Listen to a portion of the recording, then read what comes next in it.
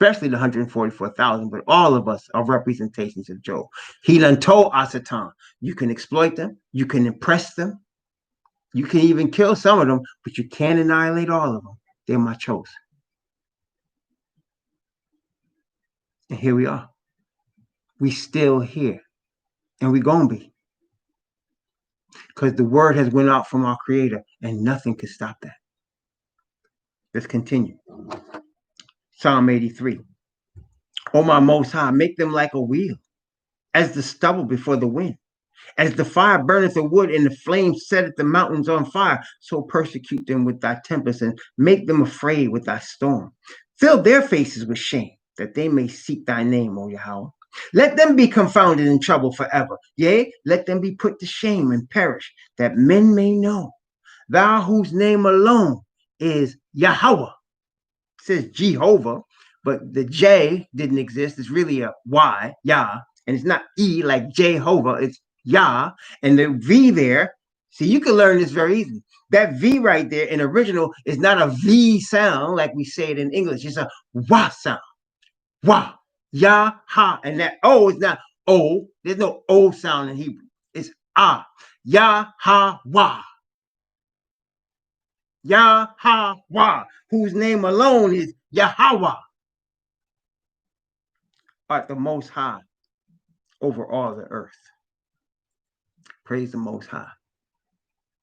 So the heathen that come to this truth in various forms, there's heathen that's coming to this truth now, acknowledging the sins of their fathers, acknowledging their sins, and acknowledging who the true hidden ones are. They're also going to receive this kingdom. The Bible says it. And then there are those heathen that's going to come later as captives. And they're going to be handmaidens unto us. And maid servants and servants unto us. That's Isaiah 14. Those are some heathens too. See, they're not all the same. Some heathens come to this truth like they did in the first century. And some going to come later reluctantly, but they're going to come. They're going to be our servants. They're going to serve us. The Bible says the son of the oppressor is going to be your vine dresser. I don't know how this is going to happen, but it is. The Bible says it, so I believe it. But those that are Gentiles right now, acknowledging this truth, facing all of this hell from their families, going to face more hell than that too, they're going to inherit what we inherit. The Bible says it. The stranger that keeps the Sabbath from polluting it and keep itself from doing any evil, they're going to have a place better than sons and daughters. He's going to make them just like us. Strangers that dwell among us. Praise the Most High. Okay. Now, this brings me to Daniel. Because, brothers and sisters, it makes sense, doesn't it? That if what I just said is true, if we are actually, if now we are awakening, right?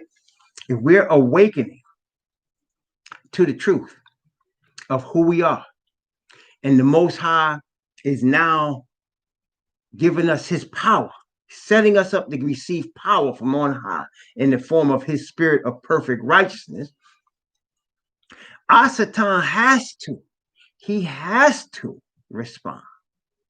And being that this is not a surprise to Asatan either, he knows the scriptures. He knew we were coming.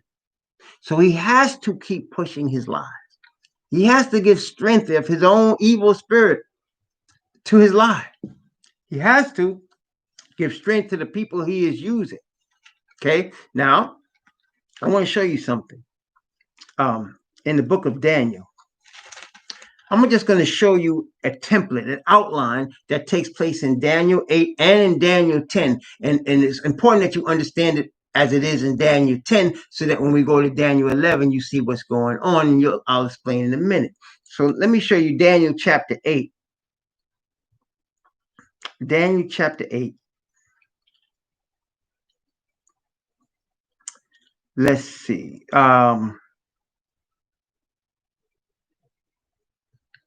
First, let's go from Daniel 8 from verse 1 and 2. Daniel 8, verse 1 and 2. We're not going to go into the actual details of Daniel's vision here. That's not what we're looking at. We're going to come back and do that another time, but not today. But what I want to show you is this. In Daniel 8, verse 1 and 2.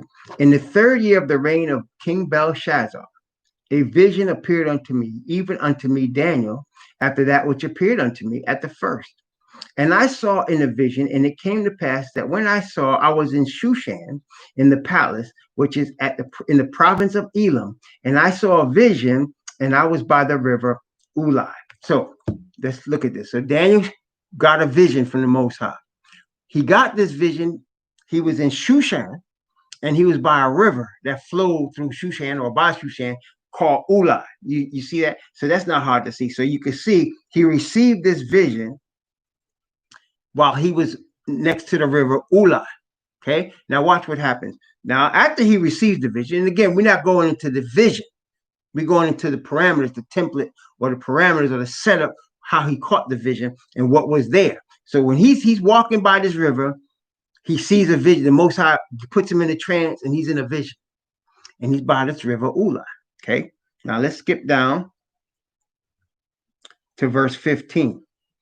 Okay, verse 15 and 16, right? Watch what happens now. And it came to pass when even I, Daniel, had seen the vision and sought for meaning, then behold, there stood before me as the appearance of a man. So now Daniel's next to the river.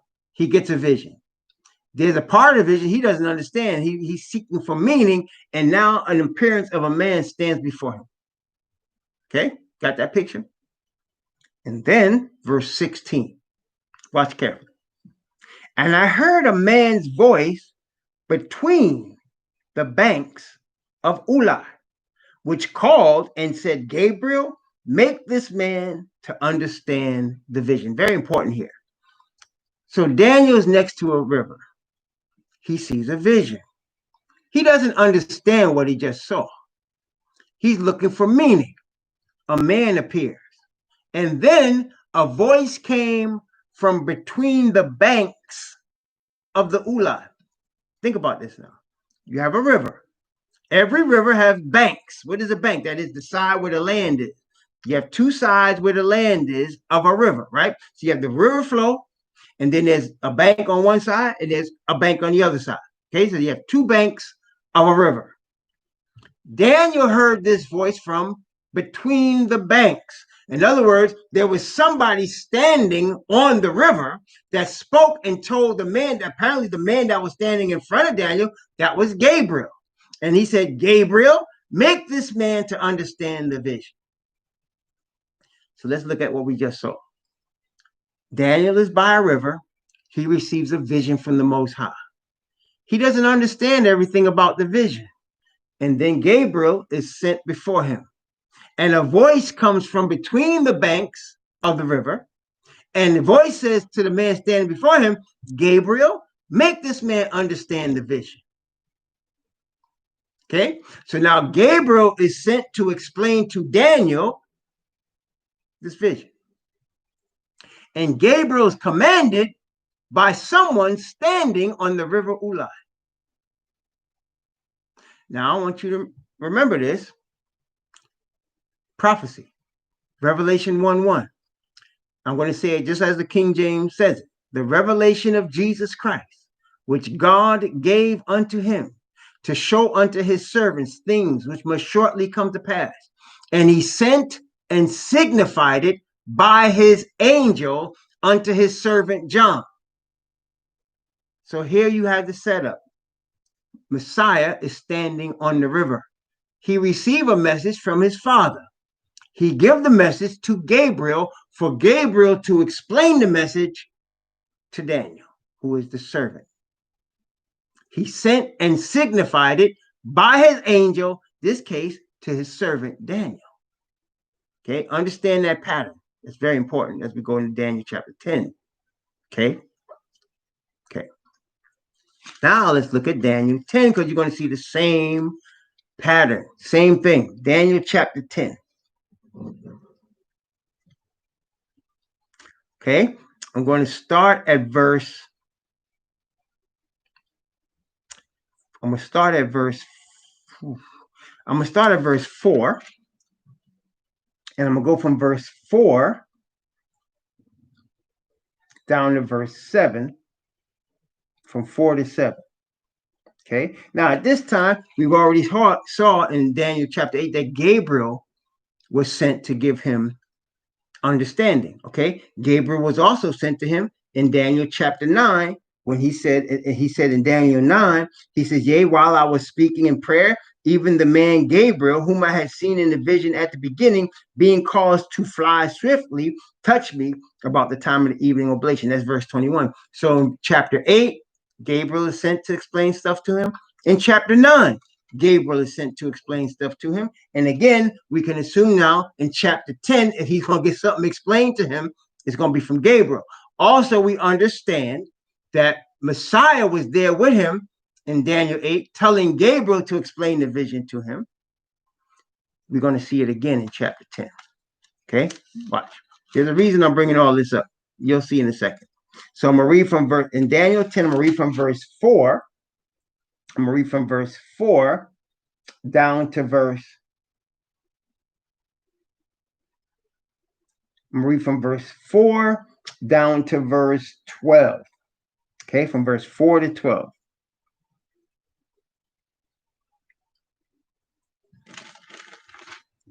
And the 24th day of the first month, as I was by the side of the great river, which is Hiddekel, it's a different river now, for yet the vision is for many days.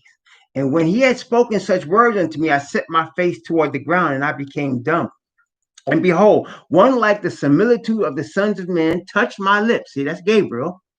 And then I opened my mouth and spake and said unto him that stood before me, O my Lord, by the vision my sorrows are turned upon me, and I have retained no strength. See, he's looking at Messiah.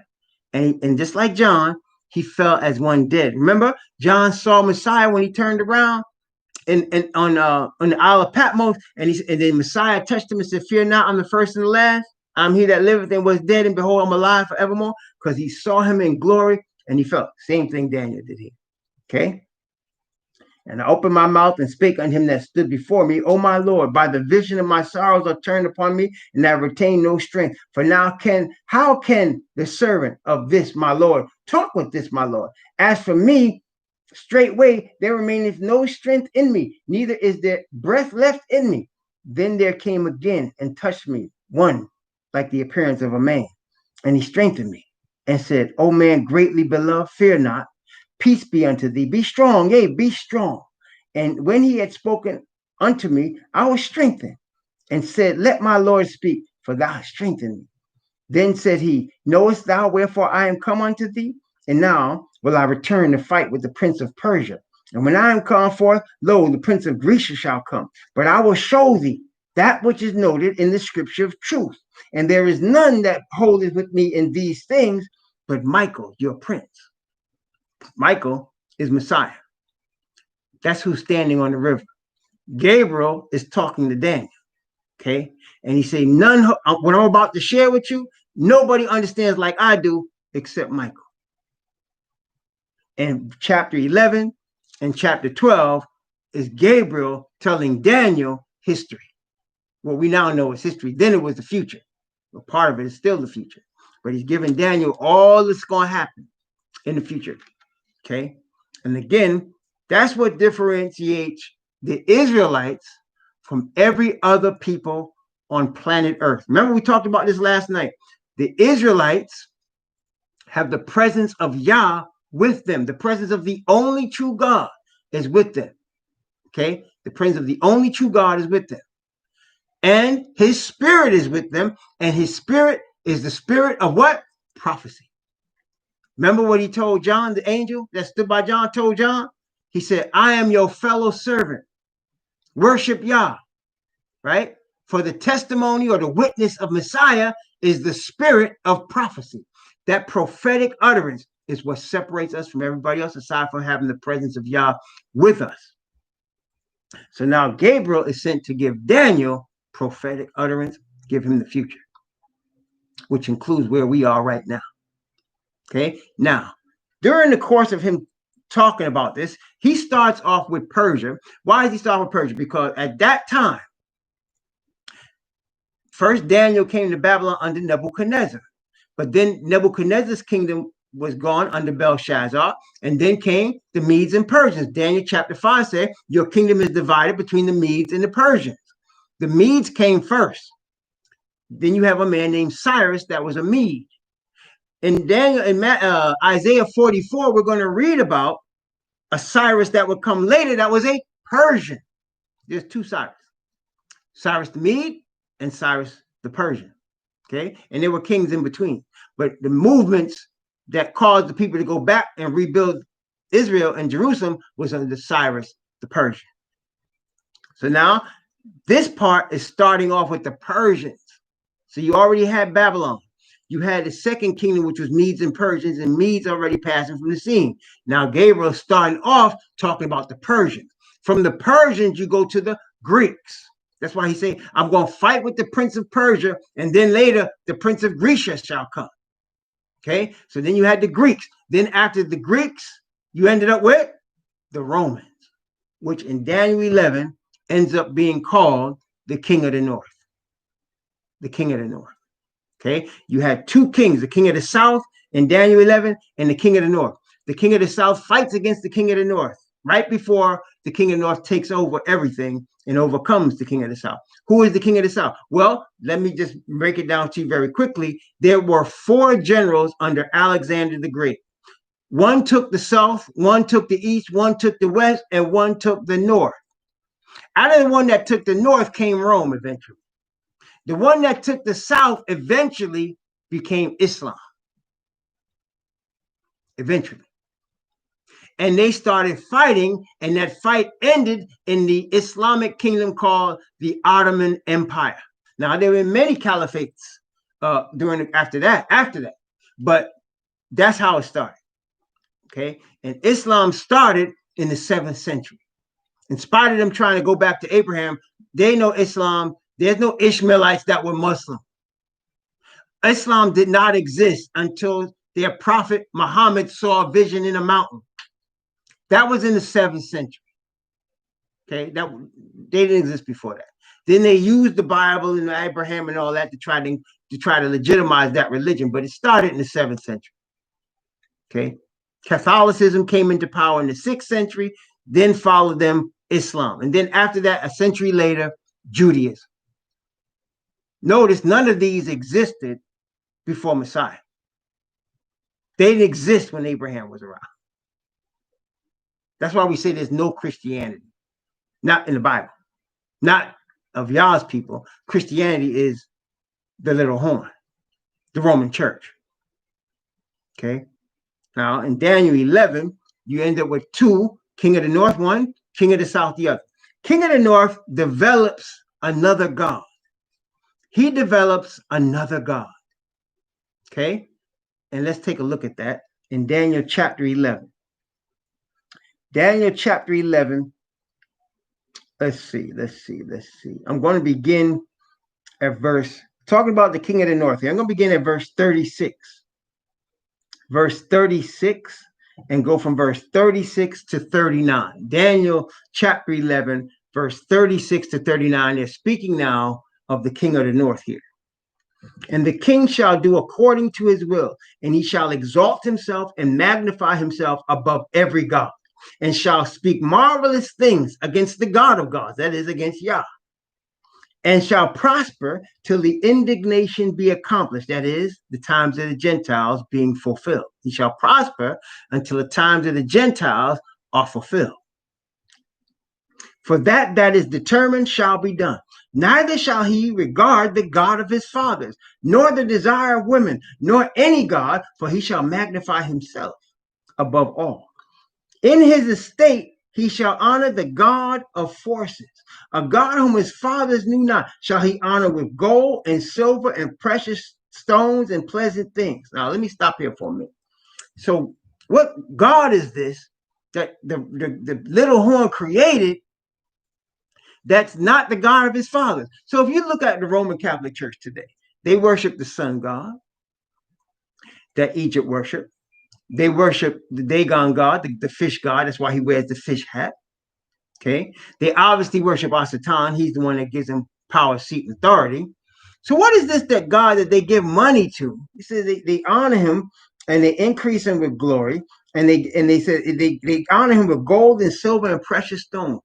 What God that his fathers did not have, that now is Roman Catholic? Let me break this for you very easily. It's the church itself. There was no Roman Catholic church when Egyptians were worshiping the sun god. They called him Ra. There was no Christian church. Okay, there was no Christian church when the Philistines were worshiping Dagon. But the Catholic Church is created as the Christian church, and the church is honored, is it not? The church is honored so much so, just think about this for a second. When somebody says you need to go back to the church, or you have left the church, they're trying to call it the Christian, some Christian church. Like if you're a Catholic, it's the Catholic church. If you're Adventist, it's the Adventist church. They'll say the church, a God which his fathers knew not. And we just read in Psalm 96, the gods of the nations are idols. So this God that they created, that their fathers knew not, is the institution of the Christian church. And the religious systems that we now have connected to that church, which is Judaism and Islam. Both came forth from the whore. Whore was first. Then came Islam. Then came Judaism. Okay? And there's many children, offshoots of these. Many children. You have anti-Zionists, Zionists, you got Sunni Muslims, you got Shiite Muslims. And of course, the one with the most variety of all is the Christian church. I mean, there's at least 100. I'm being conservative when I say at least 100 Christian denominations. All of them originate from the whore. A God which his fathers knew not. So what happens? You're supposed to give your money to the church. Isn't that correct? You're supposed to give money to the church. Matter of fact, when I was in Adventism, there are people that say you need to be baptized into the church. It was one of the reasons I got this fellowship, because I said, no, we need to be baptized into Christ, I would say, into Christ alone, not the church. And they got mad at me. They said, you're fighting against the church, a God which his fathers knew not. Okay, and that lie has to be propagated and lifted, because there is no denominational Christian church for the seed of Israel. The seed of Israel is a nation. It's a chosen nation with its own government based in the covenant. It's now a scattered nation. So now, at the end of time where we live, at the end of this wicked world, this is where we live in this transition period. The lie has to be propagated to the fullest extent of the power and authority of the church. You're going to see more of that. I told you all already a few weeks ago, and I'm going to say it again right now. This whole COVID thing is going to end up, among other things, not just with martial law, which we're going to get that too, but it's going to glorify the church. It's going to end up with many people returning to the church and honor and glory given to the church. And so you're going to have that being led by the Pope of Rome, who all churches even now acknowledge as supreme. They acknowledge him as supreme. The proof of that is that all the leaders of all the religions I've already told you about have already kissed his ring. All the top Islamic leaders, all the top leaders of Christianity, the governments of all of these Muslim countries, the government of the United States, the president, have all kissed the Pope's ring. And of course, the Ashkenazis, they have kissed his ring, and B'nai B'rith, which is their secret, one of their secret societies, has already had him there, and they've already come to the Vatican and kissed his ring. So all the world has wandered after the beast. Okay, a God which his fathers knew not. shall they honor with gold and silver and precious things. That's the church. And all of the other churches, all of the Christian churches are modeled after the original, which is the Roman Catholic Church. Like I remember